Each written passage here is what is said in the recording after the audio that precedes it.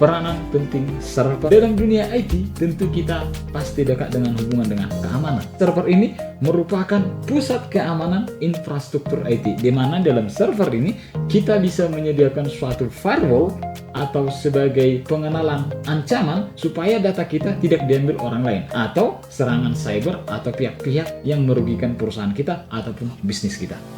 Dia juga mengelola sumber daya fisik.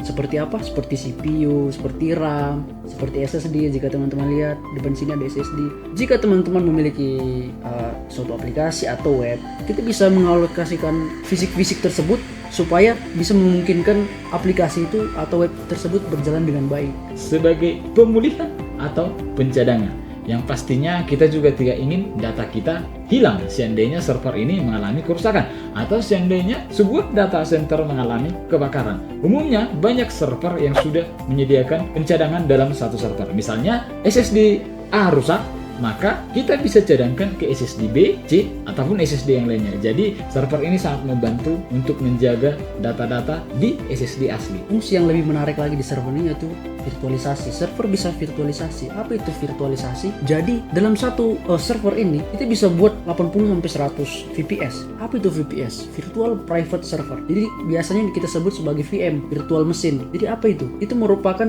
komputer. Jadi dalam satu fisik server kita bisa buat 80-100 komputer yang dimana bisa diakses oleh 80 atau 100 orang berbeda dalam suatu waktu. Itu tergantung daripada seperti yang saya jelaskan tadi, yaitu alokasi daripada CPU, RAM, dan SSD atau hard disk. Kita bisa akses dari manapun, kapanpun komputer kita, sehingga memudahkan kita dalam infrastruktur IT. Itulah peranan penting server dalam infrastruktur IT, di mana server ini menjadi tulang punggung untuk bisnis modern dan menjaga supaya semuanya berjalan lancar. Inilah akhir video ini.